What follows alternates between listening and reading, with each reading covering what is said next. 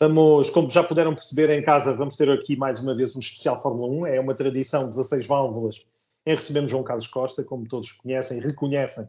Ele que é a voz da Fórmula 1 no canal Sport TV, que faz a transmissão, sendo acompanhado, obviamente, por outras vozes também que merecem uma chamada de atenção, mas aqui no caso, porque tenho o João comigo, vamos dar aqui uma espreitadela, porque estamos a menos de uma semana do início da temporada 2024, a nível oficial. Desta vez, e poderia ser um tema inicial de conversa, mas não vai ser, termos grande prémio ao sábado e às 15 horas, desta vez ao domingo, há essa folga, mas eu gostava de começarmos de uma maneira diferente, e ia lançar-te aqui o desafio, João, porque não combinámos nada, e essa é a parte engraçada destes diretos. Eu ia-te perguntar e ouvir de ti uma opinião sobre o recentemente falecido Wilson Fittipaldi. Isto porque era uma pessoa de quem todos têm uma simpatia enorme por ele, naturalmente ele e o irmão Emerson, marcaram uma época e uma história da Fórmula 1 no Brasil, principalmente, com a Cooper Sucar, porque não? Mas eu ia-te perguntar a ti, João, que memórias tens de, neste caso, o Wilson, que nos deixou há poucos dias, já numa sequência de um final de ano muito complicado. Começaríamos por aí, João. Boa noite, bem-vindo. Boa noite, Gonçalo. Obrigado pelo convite. Boa noite a todos. É assim, eu do Wilson não tenho memórias.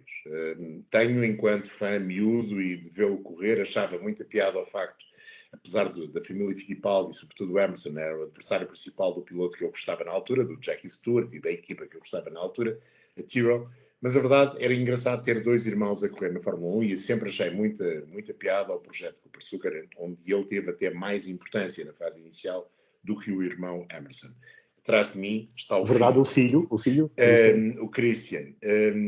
Do Christian tenho muitas memórias e partilhei muitas corridas, até esta de 2018 em Daytona. Mas era um personagem diferente. A família Fittipaldi é, no seu todo, diferente.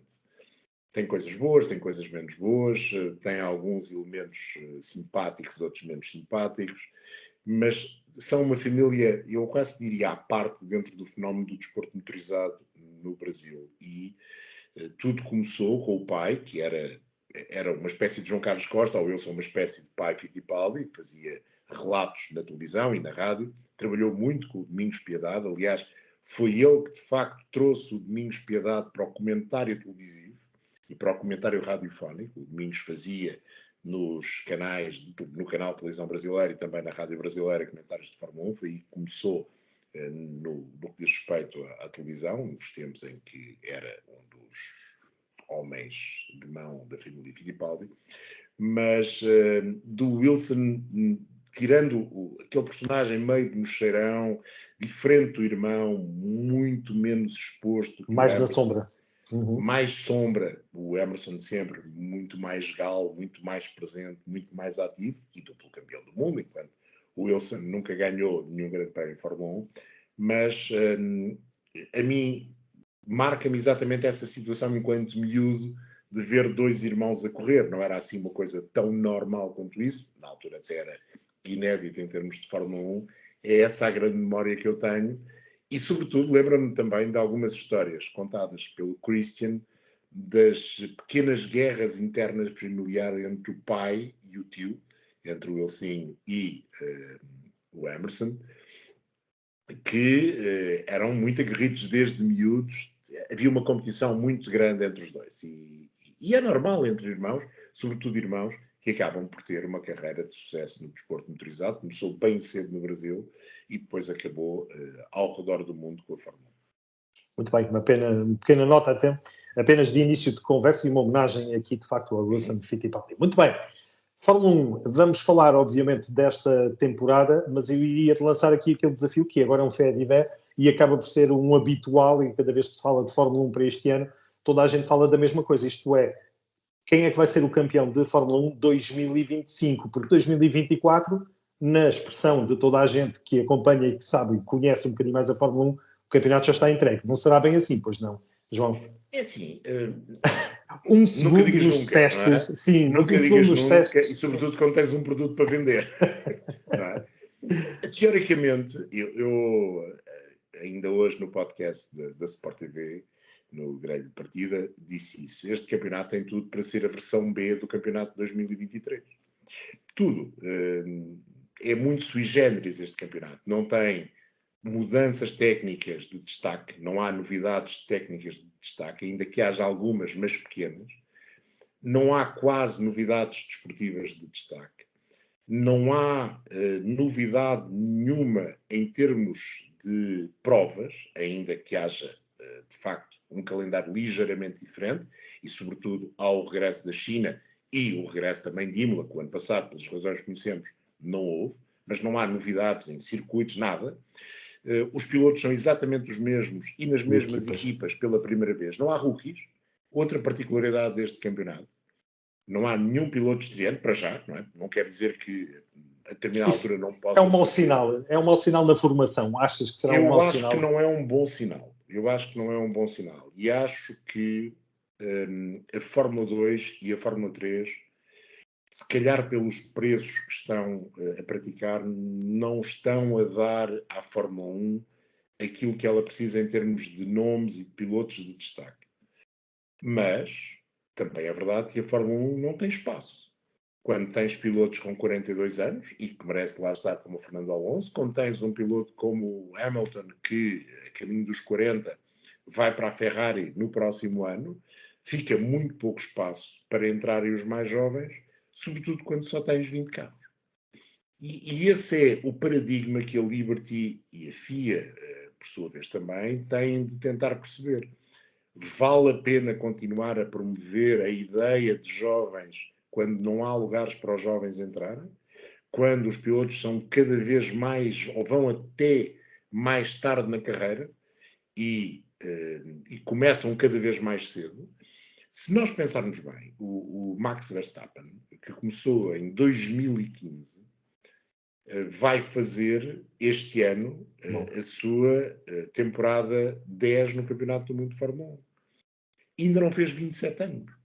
Portanto, se fizer o mesmo que o Alonso está a fazer, ainda vai andar cá mais 15 anos. Portanto, há um lugar de um triplo campeão do mundo que, se ele quiser, e se continuar a ser competitivo, está fechado. Portanto, há aqui um paradigma que é preciso resolver. Mas este é um campeonato que eu acho que é muito uma versão B do de 2023. Agora, resta saber se a evolução é melhor. Se é o McLaren do ano passado, que melhorou Do final, substancialmente, sim, do ou meio se é do o ano para o Aston fim. Martin, ou se é o Aston Martin que não melhorou. Essa é a dúvida que me assalta. Eu penso que o pelotão vai estar ainda mais apertado, mas não sei se o Red Bull terá adversários. E depois, no segundo pelotão, acho que as marcas vão ser as mesmas do ano passado, ficando a dúvida se o Ricciardo consegue, de alguma forma, entrar na batalha. Mas podemos ter uma situação que é termos ainda menos pilotos a chegar ao pódio. Porque no ano passado, dos homens da frente, apenas o Stroll não fez um pódio, não é? Das equipas da frente. Mas ainda tivemos 2 pódios de Alpine, com o Gasly em Zandvoort e antes o Ocon no Mónaco. Não sei se este ano iremos ter isso. E é esse lugar que eu espero que a Ricciardo venha a desempenhar.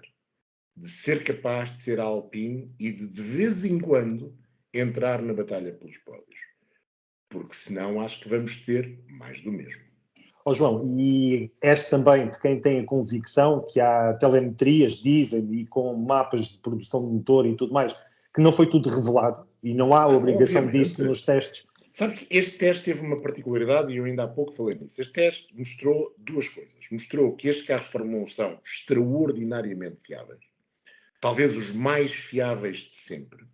E isso tem a ver, na minha opinião, com o facto do regulamento de motores ser mais ou menos estável desde 2014. Portanto, os 4 construtores de motores dominam completamente aquilo que é a tecnologia do 1600 turbo híbrido com uma entrega de potência limitada da parte híbrida.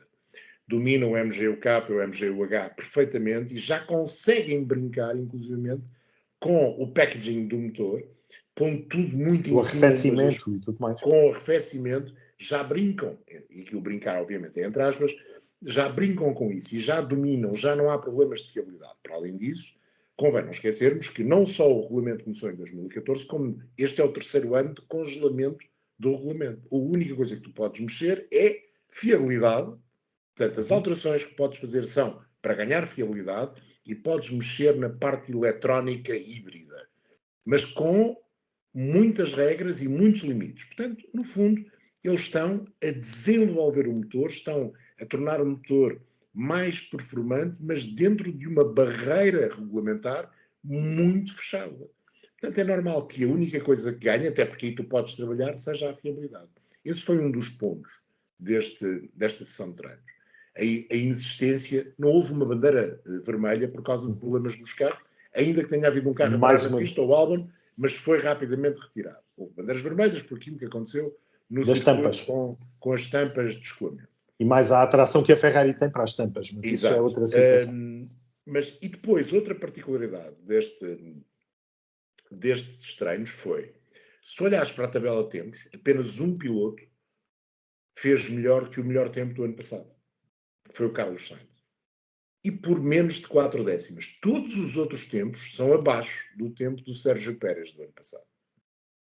O que quer dizer que as equipas trabalharam sobretudo, lá está, na fiabilidade, nas afinações dos carros, no ir à procura de resultados daquilo que são as peças introduzidas de novo nos monolugares, de algumas mudanças de conceito nos monolugares, e isso fez com que os grandes prémios, aliás, que os testes se tornassem pequenos grandes prémios.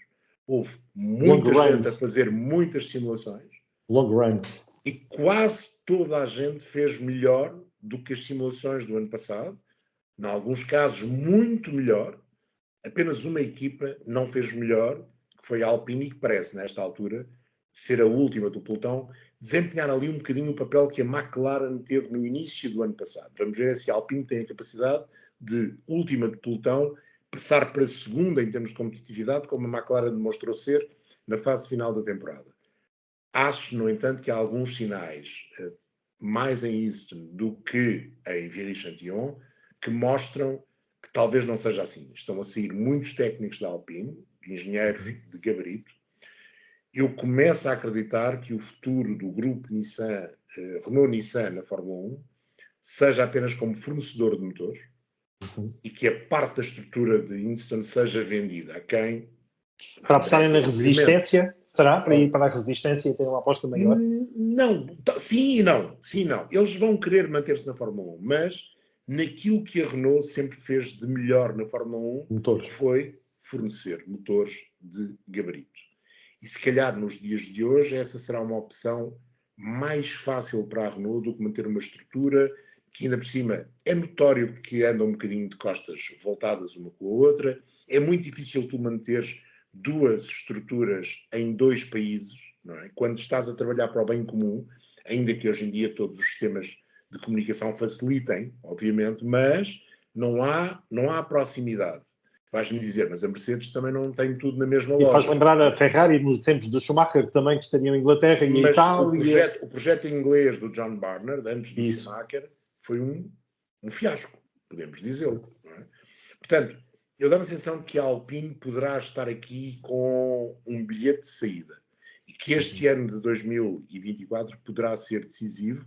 Acredito que eles fiquem para 2025. Tenho algumas dúvidas se ficam para 2026. Irão ficar como fornecedor de motores. E já que estamos a falar da Alpine, sim, ainda voltando aos testes. Ainda voltando aos testes. Acho que se trabalhou muito a pensar no Grande Prémio. E pensou-se de todas as formas, não só na volta rápida, ainda que menos do que normalmente se trabalha, mas muito naquilo que é a utilização dos pneus, desgaste dos pneus.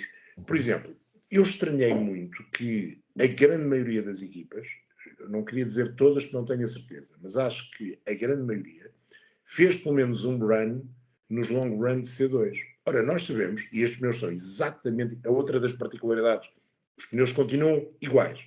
Da temporada, lá está, a versão B da temporada 2023. O ano passado, no Grande Prémio do Bahrein, houve um piloto que usou C2. Foi o Lando Norris, já estava no fundo da classificação, fez para aí 10 voltas por C2 e não serviram para nada. Toda a gente fez o Grande Prémio com C3 e C1. E houve muita gente a usar os C2, se calhar à procura, até porque o Grande Prémio em condições normais vai ser com uma temperatura baixa para os valores do Médio Oriente, sol. Até porque pela primeira vez o Grande Prémio do Bahrein, não o Grande Prémio de Sakir, que esse foi à noite, vai ser totalmente à noite. Quando o Grande Prémio começar, o sol já se pôs há mais ou menos 20 minutos, portanto já há pouca luminosidade, enquanto nos anos anteriores havia sempre alguma luminosidade, até com o sol ainda acima do horizonte. Portanto, acho que as equipas trabalharam também a pensar no Grande Prémio do Bahrein. Muita gente pergunta, porque é que eles fizeram voltas em C4 e C5 quando não vão usar? Fizeram para perceber, naquelas condições, neste asfalto que é um asfalto muito, muito, muito abrasivo, até porque é pouco asfalto, é mais betão do que asfalto, e começa a aparecer aquele lado mais pedra, porque este asfalto tem 20 anos, nunca houve um toque no circuito a esse nível.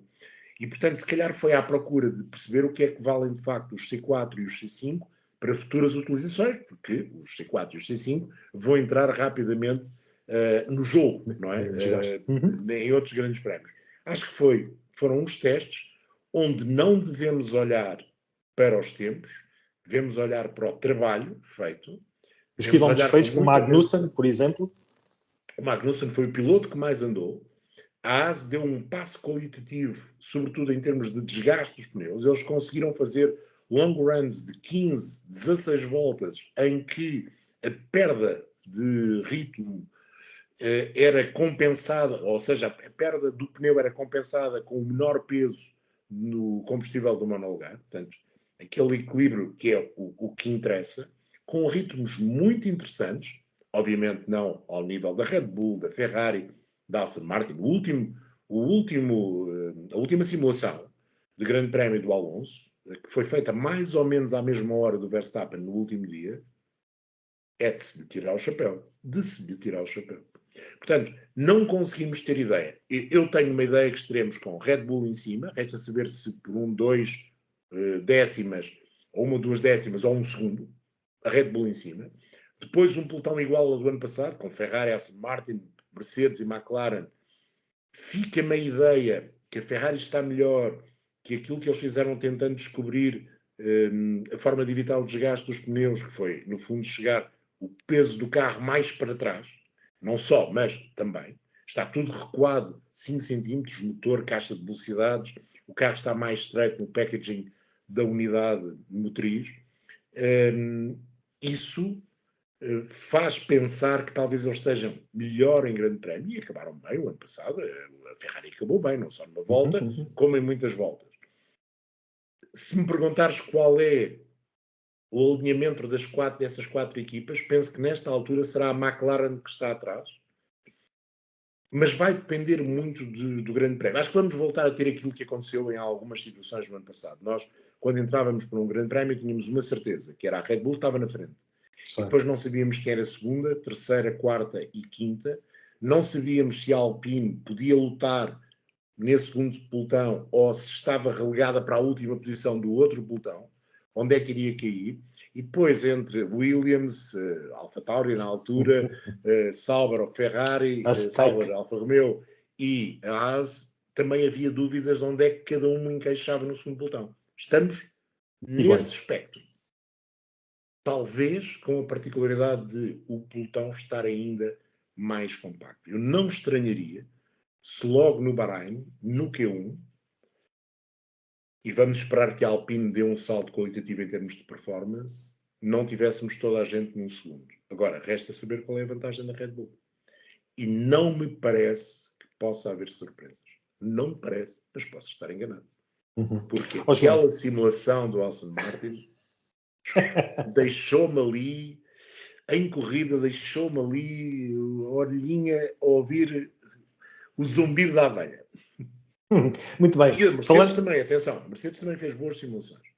Falando aqui, já que estamos a falar, vamos para já, porque não falar das equipas, há aqui alterações, neste caso, principalmente visualmente na Red Bull, a ir para um caminho diferente daquilo que se esperava, mas a apostar na questão dos sidepods com dimensões e com desenhos completamente distintos daquilo que era habitual, e a retomar, no fundo, um desenho que foi tomado pela Mercedes e esquecido. Mas eu ia-te perguntar, a nível de equipas, aquela que te surpreendeu mais, podemos dizer assim, dentro da apresentação não em andamento, porque isso vamos tê-lo na primeira prova, os testes, como falaste, têm a ver com resistência, mas aquela que te surpreendeu mais dentro de antecipação, e portanto vamos falar final de 2023 e início de 2024. Acho que, se pensarmos bem, houve 9 equipas ou 8 equipas e meia que estão a seguir o caminho Red Bull. Há uma que é talvez o carro que, em termos visuais, está mais parecido com o carro do ano passado, ainda que diferente, que é o Ferrari, mas depois, quando o despes, as diferenças são substanciais, sobretudo na traseira. Mas há 8 carros e meio que seguiram um caminho. A Ferrari está num caminho próprio, que até a AS não partilha, ainda que tenha de partilhar a caixa de velocidades, o motor e a suspensão.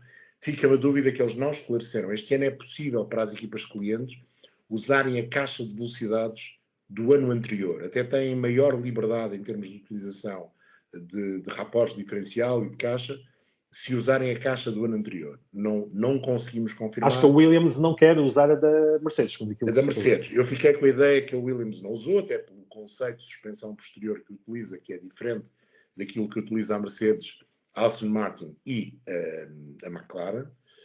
Portanto, acredito que a Williams esteja não com uma caixa própria, mas com a caixa antiga da Mercedes. E depois há um carro, que estranhamente é aquele que serve de inspiração aos outros 8,5, foi por um caminho ligeiramente diferente. Atenção, aquilo não é um zero pole. Eu tenho uma opinião, e já a dei, ainda hoje dei, relativamente ao projeto do Adrian Newey.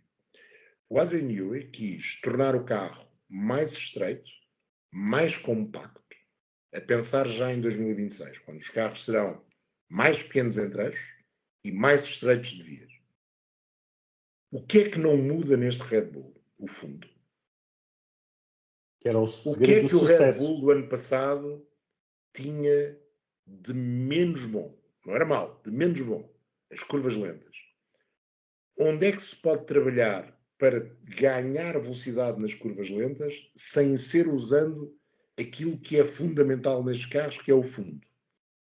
No apoio aerodinâmico, superior, vamos chamar assim, e mais ainda no apoio mecânico. E acho que foi aí que, olhando para o Mercedes, e ele andou a olhar para o Mercedes muito nestes últimos 2 anos, o Adrian Newey se inspirou, não foi pelo mesmo caminho, não podemos dizer que isto é um zero pod, não é, mas há ali 2 ou 3 coisas que o inspiraram e que ele quis tentar. E acho que resultaram, porque os resultados nos testes foram tudo menos mal. Com o Max. Mas o Sérgio também teve problemas que o Max não teve. É sempre assim. Se é para haver problemas, é só no carro aquela do história Sérgio. da estrelinha do campeão e do fenómeno polidor. E atrair, os atrai. O Pérez é o polidor dos automóveis. Não há muito a fazer. Mas essa é a parte engraçada, é a Red Bull ter a capacidade. Porquê é que a Red Bull tem esta capacidade? Porque a Red Bull acertou desde a primeira hora com aquilo que foi o maior problema destes carros, que foi o saltitar, ou o golfinhar e o saltitar. O proposing e o bouncing. A Red Bull foi o primeiro carro a resolver esses problemas. E a partir daí, estando esse problema, o selar do carro sem haver o saltitar, ainda que haja, obviamente, mas havendo menos que todos os outros, eles podem partir... dedicar-se a outras situações, claro. Para outras coisas. Estes carros são muito complicados de trabalhar. Enquanto os anteriores tu trabalhavas com um rake enorme, havia carros com 160 milímetros de rake, não é? Atrás, o carro era nitidamente em cunha. Estes carros tu precisas trabalhar abaixo dos 6 centímetros, mas acima dos 5 que o regulamento obriga. Portanto, tens ali uma margem de funcionamento complicada. E a Red Bull conseguiu lá chegar rapidamente. Por exemplo, esta aventura da Mercedes, com aquela suspensão em que eles podem afinar o carro para ter mais inclinação, vamos chamar mais pitch na frente. Pelos vistos, os pilotos não gostaram daquela inclinação com mais pitch e se calhar vai ser abandonado para, ou pelo menos é essa a ideia que a Mercedes quis deixar passar, que iria abandonar. Lá está, outra vez. E a asa Aquela da não é frente. asa, é Eu sei, e eu pergunto suspensão de com asa. duplo Sim. apoio. Dá para pôr em cima ou pôr em A baixo? asa, eu quero ver aquilo se flete ou não. Por aquilo que se viu nos testes, não. Que ela é legal, porque a FIA autorizou que ela fosse construída, tal como este sistema de dupla ancoragem, ou de dois tipos de ancoragem, vamos chamar assim, não é dupla ancoragem, dois tipos diferentes, ou dois posicionamentos diferentes de ancoragem, a FIA autorizou. Portanto, à partida é legal, ainda que possa haver protesto das outras equipas, obviamente que pode. O espírito do regulamento, não sei o quê. O espírito do regulamento, É um o espírito do argumento. regulamento é cinzento. Claro. Serve para tudo. É cinzento. É cinzento. Acho que mesmo assim há grandes motivos de interesse nesta temporada, porque, vamos lá ver, a temporada do ano passado também foi muito interessante. Assistimos a uma coisa incrível por parte do Max Verstappen. Aquelas vitórias todas de seguida, aquelas 10 vitórias de seguida, atenção que ele, se ganhar este grande prémio, vai para a 9ª seguida também. Portanto, aliás, para a 8ª. Na história da Fórmula 1 só houve 2 pilotos que ganharam mais de 7 grandes prémios seguidos. Ele e o Vettel. Portanto, ele pode ser o terceiro a ganhar mais de 7 grandes prémios seguidos. Portanto, A nível de predictor, isso fica resolvido. Já fizeste o predictor já agora? Ainda não fiz. Mas, também penso que ainda não esteja aberto. Não me atrevo a não pôr o Max a ganhar. Exatamente. Portanto, quem não puser pode ter aqui uma chance. Muito bem, João Carlos, para os minutos finais, porque também não te quero tomar muito do teu tempo, gostava de falar a nível de pilotos. E a nível de pilotos, neste caso, pergunto-te especificamente, fora Max, pronto, porque há que excluir desta situação, é sempre aquele piloto que não deixa dúvidas, mas a partir daí, como é que tu achas que vai ser o gerir? Eu tinha feito esta pergunta também ao Sérgio Veiga, na altura, por causa do livro dele, O Furacão, a propósito de Lewis Hamilton, lancei-lhe aqui o desafio até em italiano, falarmos sobre isso, mas pergunto se achas que este ano de 2024 vai ser um ano em que o Hamilton vai ter acesso a tudo o que precisa para fazer uma boa temporada e estar na luta pelo título, ou pelo contrário, achas que a Mercedes possa ali, disse-me o Sérgio na altura, que talvez para metade da temporada, a parte final, quando estão a preparar o carro do próximo ano, seja ali limitado a algum do conhecimento sobre o carro. Pergunto-se, a nível de Lewis Hamilton, Sir Lewis Hamilton, se achas que vai ser uma temporada em que ele vai poder lutar pelo título à vontade ou não, ou temos que excluir por causa disso? Há duas situações que vão ser interessantes de seguir. Uma é a situação do Lewis Hamilton na Mercedes, outra a do Carlos Sainz na Ferrari. Certo. Vamos perceber se a Mercedes e a Ferrari vão dar preponderância aos seus pilotos que ficam para a temporada de 2025. Eu pessoalmente acho que não. Acho que a única coisa que vai acontecer é, quando começarem a preparar o carro de 2025 e quando forem à procura de informações dos pilotos para, por exemplo, a unidade motriz de 2026, o Hamilton e o Carlos Sainz estão excluídos dessa conversação. Portanto, vai haver uma porta na Ferrari e outra na Mercedes, onde Hamilton e Sainz não passam. O cartão deles não funciona. Obviamente isto é uma imagem. Claro, é para perceber. O cartão deles não funciona. O que é perfeitamente normal. Relativamente ao resto, aquilo que tem a ver com a temporada de 2024, acho que eles terão exatamente as mesmas armas que os seus companheiros de equipa. Até porque tanto a Ferrari como a Mercedes sabem que não é individualizando ou criando duas equipas dentro da equipa que vão conseguir chegar mais perto da Red Bull. Ao fazerem isso, podem inclusive perder terreno para a Aston Martin e para a McLaren, onde isso para já não acontece. Na Aston Martin acho que nunca acontecerá. Na McLaren tenho dúvidas se possa ou não acontecer, se o Oscar Piastri venha a, digamos, pôr-se em bicos de pés com bons resultados. Já venceu corridas. Toda a gente está a falar no lugar da Mercedes em 2025 e no lugar da Red Bull em 2025. O contrato do Oscar Piastri na McLaren acaba em 2024. E a maioria dos pilotos este ano, todos têm contrato até 2024. Nesta altura já são 13, ou ainda são 13. Outra parte importante deste campeonato, ver aquilo que... Já reparaste que nós começámos a falar do campeonato e eu comecei a dizer que era uma versão B de 2023? Certo. E agora se calhar acabo-te a dizer que o campeonato de 2024 vai ser vivido a pensar em 2025. Certo, como e eu iniciei. É uma particularidade deste campeonato. Porquê? Porque normalmente isso acontece quando no ano seguinte há uma mudança grande de regulamento. Não, essa mudança de regulamento é para 2026. 2026, é o outro ano. Mas mesmo assim, em 2025, as mudanças dos xadrez de pilotos que vão acontecer, e até com, no caso da Sauber, a Audi, eu acho que em 2025 a Audi já tem de mostrar qualquer coisa, já tem de pôr a mão na massa dentro da estrutura Sauber. Não pode deixar tudo para 2026, até porque, por exemplo, o trabalho no carro de 2026 pode começar a ser feito, estou a falar do chassi, não estou a falar do motor, esse já está a ser feito, do chassi, pode começar a ser feito a partir do dia 1 de, oficialmente, do dia 1 de janeiro de 2025. Certo. Portanto, no próximo ano a Audi já tem a mão na massa. Este ano eu acho que a Audi já tem a mão na massa, mas no próximo ano vai ter.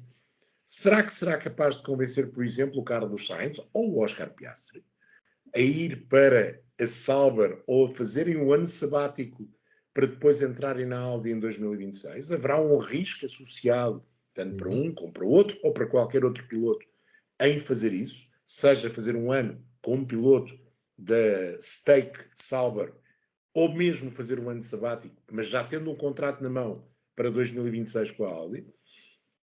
Uma das questões importantes. Será que a Ferrari já irá começar a trabalhar às escondidas? Vamos pôr assim. Com o Lewis Hamilton nesse projeto de 2025 e mais ainda no projeto de 2026? Será que na Red Bull já se tem uma ideia concreta do que vai acontecer com os pilotos em 2025? Porque o Max teoricamente fica.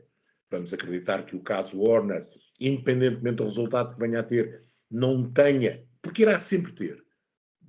Era isso, era uma das questões. Psicologicamente, claro. Irá sempre ter alguma influência naquilo que será o desenrolar desta temporada da Red Bull. Mas o Max fica, em princípio sim, até porque tem um contrato, mas parece cada vez mais claro que o Sérgio Pérez não fica. O que é que a Red Bull quer como segundo piloto? Quer um piloto que escudeiro, guarda-costas, seja escudeiro, aguadeiro, o que quiseres do Max Verstappen, não quer um piloto que ajude a equipa a trabalhar num projeto para 2026, onde vai haver uma mudança de regulamento e onde vai haver um motor novo, feito por uma marca que, em termos de motores, nunca fez nenhum motor sozinho, a Red Bull Powertrains, usou o motor Honda para construir o motor naquela meia temporada ou uma temporada em que o motor não se chamou Honda, mas este ano e o ano passado já se chamava Honda outra vez, mas o motor é o Honda, ainda que o faça com um parceiro que tem uma enorme tradição de motores na Fórmula 1, mas a pôr o autocolante em cima. Porque o motor era feito na Cosworth, não é? Ainda que pague muitas vezes pela fora, obviamente, mas era um autocolante em cima. Portanto, sabes que essa é a minha grande dúvida para 2026? Inclusivamente, se isso poderá levar o Max Verstappen a olhar para uma oferta, por exemplo, da Mercedes, porque não da Audi, acho que da Audi não, para ele, mas da Mercedes, e dizer assim, a Mercedes em 2024, quando o regulamento mudou, fez um motor extraordinário. A Ferrari tem neste motor atual uma parte elétrica muito competitiva e o próximo motor, a próxima geração, vai ter mais importante na parte elétrica. Se calhar vai ser difícil aqui à nossa equipa, mesmo com a Ford, conseguir fazer um motor tão competitivo. Está na hora de eu ir ver se o pasto é mais verde noutro quintal. E não sabemos a nível também do próprio Red Bull. Sim. Portanto, outra vez, 2025 a ser um alvo preferencial de conversa e de interesse durante esta temporada. Para 2026 e para 2026. E 2026 também, mas 2026 vem em Estou dizendo cima da preparação de 2025, exatamente. Portanto, vai ser interessante olharmos para esta temporada sobre vários vetores. As corridas propriamente ditas e os resultados das corridas. E acho que aquele segundo pelotão vai estar muito baralhado e o terceiro pelotão talvez ainda mais baralhado. Vai haver, acho eu, um agrupamento ainda maior de performance entre as 10 equipas e os 20 carros. Não sei se o Max irá ser capaz e a Red Bull ganhar todas as corridas menos uma, ou até todas as corridas. Pode acontecer, também pode acontecer, mas não sei se isso irá acontecer. Vamos, a bem do espetáculo, esperar que não aconteça. Nada contra o Max, nada contra a Red Bull. Até porque volto a dizer, aquilo que o Max fez no ano passado foi extraordinário, vai marcar a Fórmula 1 para sempre. Quando me pedirem no futuro, quando eu for ainda mais velho, para eu me recordar da temporada de 2023, eu não vou dizer mal da temporada de 2023, vou dizer muito bem. Da mesma forma, também dizemos bem da temporada de 1988, ainda que aí o Senna e o Prost lutassem diretamente pelas vitórias, e o ano passado não tivemos isso, a não ser nas primeiras 4 provas, entre os 2 pilotos da Red Bull. Mas eu vou recordar esta temporada de 2023 como um feito. Um feito. Maior número de pontos jamais alcançados, maior número de vitórias, maior número de pontos dos construtores, maior diferença para o segundo classificado de sempre nos 2 lados dos campeonatos. Fabuloso. Um piloto que faz mais pontos que a equipa segunda classificada. Sim. Portanto, João, não podemos dizer que o campeonato foi mau. Mas claro não teve a competitividade. O problema foi que nos últimos anos nós tivemos 2021. E todos agora ficámos com a ideia que tem de ser sempre 2021. 2021 foi uma de algumas exceções de um campeonato disputado até à última corrida, à última volta. O último metro, exatamente. João, a nível de previsões, e vamos terminar por aí, porque já temos alguns minutos já de avanço, previsões para segundo e terceiro agora na corrida do Bahrein, recordamos-lo outra vez, para quem está um bocadinho mais distraído, sábado às 15 horas a corrida, com... Agora temos de explicar porque é que as 2 corridas iniciais são ao sábado. A razão é o Ramadão, não no Grande Prémio do Bahrein, porque o Ramadão oficialmente só começa a 10 de março, mas por causa do Grande Prémio de Jeddah, e portanto a organização teve de empurrar a prova para sábado, dia 9, e depois o regulamento da Fórmula 1 obriga que o espaço mínimo entre 2 grandes prémios sejam 7 dias, e por isso o Bahrein teve de recuar também para o dia de sábado. É a primeira vez que o Mundial tem as 2 primeiras provas a começar ao sábado, e desde o Grande Prémio da África do Sul de 1982 que o Mundial não começava a um sábado. É também a primeira vez que há um campeonato com 3 provas realizadas ao sábado, ainda que, por incrível que possa parecer, já houve grandes prémios em todos os dias da semana. Boa. Esse é o trabalho de casa. O Grande Prémio 1102, já houve grandes prémios em todos os dias das semanas. Segundo e terceiro. E se o Max não ganha? Pronto, ok. Mas ele é rapaz para, mesmo com o carro estragado e tudo mais, ainda mesmo assim vencer, porque leva um avanço grande sobre o segundo e o terceiro. Eu diria que não me surpreenderia que a Ferrari ficasse no pódio. Ok. E o Alonso, estou a ouvir com a vontade de falar do Alonso. Talvez, mas sabes que não vou dizer que seja o Alonso. Boa. Acho que o Alonso vai ter um problema na qualificação, na perspectiva de ficar nas linhas à frente. Okay. E isso poderá ser determinante, ainda que o Bahrein não seja propriamente uma pista sem zonas de ultrapassagem, mas nos últimos 2 anos o número de ultrapassagens no Bahrein foi muito inferior ao que era habitual. E eu diria que teremos um Red Bull, e se não tivermos os 2 Red Bull no pódio, temos um Mercedes e um Ferrari. Boa. Para o espetáculo era ótimo. Por último, quem é que tu perspectivas que possa ser a nacionalidade do piloto para a Mercedes em 2025? Começámos em 2025, vamos terminar por aí. Achas que o Kimi é rapaz para dar cartas em 2025, sabendo-se que vai entrar num programa intensivo de condução na Fórmula 1? Estamos a falar do Antonelli, portanto, para quem não conhece, o que está na Fórmula 2. Muito sinceramente, eu sei que para os pilotos a pressão é sempre um bom sinal. Mas aos 17 anos? Mesmo aos 17 anos não é mau sinal, mas considero que estão a colocar demasiada pressão. E no meio disto tudo, a sorte do Kimi Antonelli é que ele é piloto da Mercedes. E isso em Itália tem-lhe roubado espaço. Porque se ele não fosse piloto da Mercedes, ainda seria pior. Vamos ver. O Toto Wolff diz que quer tomar uma decisão lá para maio. Para maio já há algumas provas de Fórmula 2. Vamos supor que tudo corre muito bem ao Kimi Antonelli. Pode correr, na Prema pode correr muito bem, ainda que ele tenha um bom companheiro de equipa e o pelotão da Fórmula 2 tem alguns jovens pilotos interessantes. Mas vamos acreditar que o Kimi chega e vence. E nas primeiras corridas mostra que é um Piastri e não um Piastri ou um Leclerc, e não um piloto que precisa de 3 anos para ganhar o campeonato de Fórmula 2, como foi o Schumacher, como foi agora Esta o Del hora. Porcher e como foi o Drogovic. Certo? Fica difícil o Toto Wolff não escolher. E se esse programa intenso de testes que ele vai fazer com o carro 2022 correr muito bem, fica difícil o Toto Wolff não o escolher.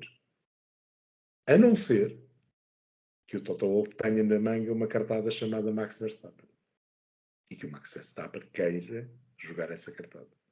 Portanto, não sei se o Ocon, que já anda braços no ar a dizer eu estou aqui, vai ter muita sorte na vidinha. Ele tem altura, é muito alto, mas não, pode não ser o suficiente. Quando agita os braços, agita por cima dos outros. Mas é ele e o George Russell, mas esse já está na Mercedes. Acho que vai depender de muita coisa. É cedo ainda para dizermos que o André Kimi Antonelli é o piloto Mercedes para 2025. Que eu gostava, claro que gostava. Eu gosto de ver jovens... Voltámos a ver um Kimi que deu o salto diretamente da Fórmula 3 e vir para a Fórmula 1 na McLaren e tudo mais. É assim, o Antonelli tem muito mais provas de monogás feitas já do que tinha o Kimi na altura, que tinha para aí 30 e poucas provas de monogás feitas. E correu muito bem. E na altura toda a gente criticou o Peter Sauber, inclusive os outros pilotos, alguns deles dizendo que ele Kimi Raikkonen ia matá-los, não é? Que era um perigo. E não foi. Pontuou logo na prova de abertura e na altura só marcavam pontos os 6 primeiros. Não sei. É engraçado. Vai ser, lá está, outra vez 2025. Lá vamos passar o ano a olhar para o Kimi Antonelli com algumas boas mãos de outros pilotos na Fórmula 2. Se calhar não vão ter, digamos que, o interesse dos mídia que mereciam por causa do Kimi Antonelli, porque já toda a gente o está a vender como piloto na Mercedes. E se as coisas correrem mal? Se nos primeiros confrontos não aguentar a pressão e os mais veteranos, o Vítor Martins, quantos pilotos eram o futuro Prost, então em França, quantos foram? Quantos brasileiros eram o futuro Senna? E nunca foram. Porque a determinada altura, por várias razões, inclusive porque não aguentaram a pressão. Isso. O passo da Fórmula Regional para a Fórmula 2 é um passo gigante. Sem passar pela Fórmula 3. Não obrigatoriamente.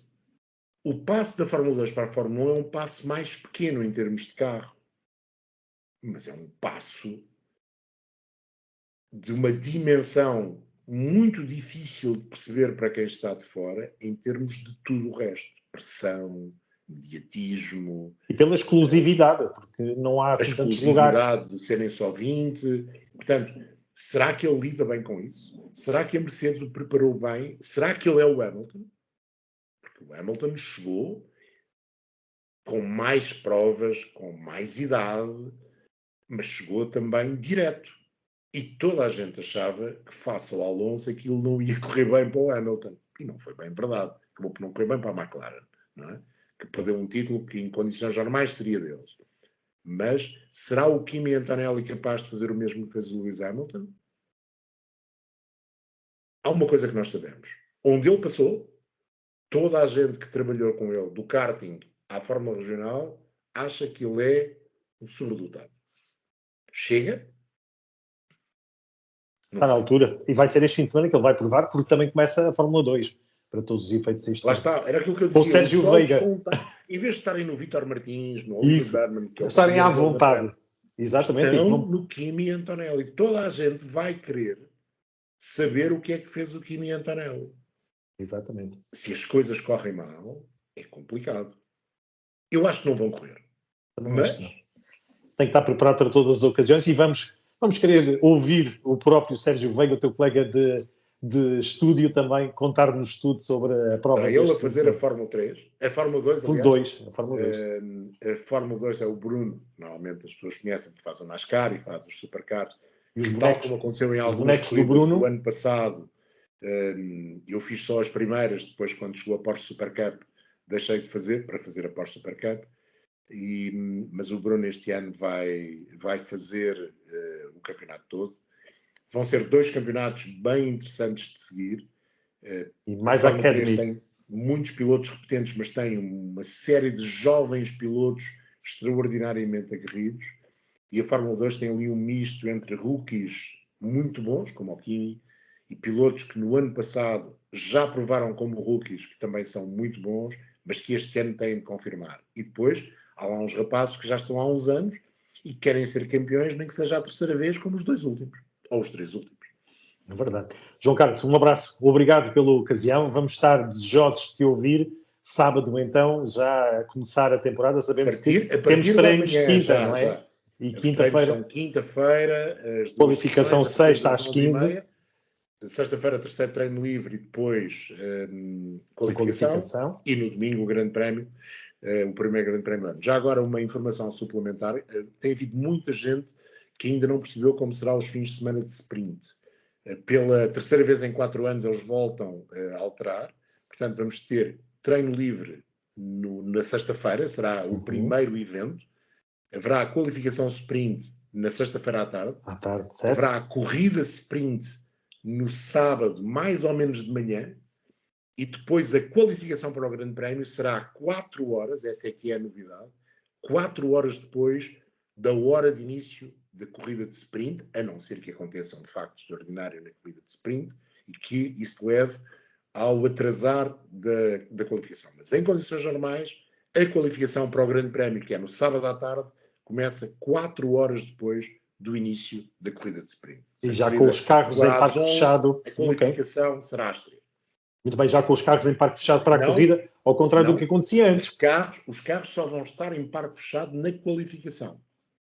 É isso que eu estou a dizer, portanto, na corrida de manhã da sprint. Exato. E depois daí, já para o Grande Prémio, enquanto que o ano passado, segundo eu me recordo, tínhamos a sprint com a qualificação antes. Sexta-feira. Exatamente. Estavam fechados, ainda que se pudesse mudar algumas coisas, mas ficavam em parque fechado na qualificação sexta-feira. Muito bem.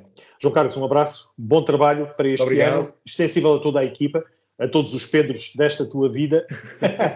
E voltamos a fazer... Exatamente, voltamos a fazer a equipa mantém-se, não digo que seja mais do mesmo, porque não é bonito dizer, mas digamos que vamos inovar em algumas coisas, mas sobretudo acho que aquilo que temos feito tem sido do agrado das pessoas, vamos tentar melhorar aquilo que temos feito em alguns detalhes, vamos querer continuar a ter pilotos ao domingo para me acompanhar a mim e ao Pedro Nascimento na cabine, vamos tentar ter sempre pilotos para essa função.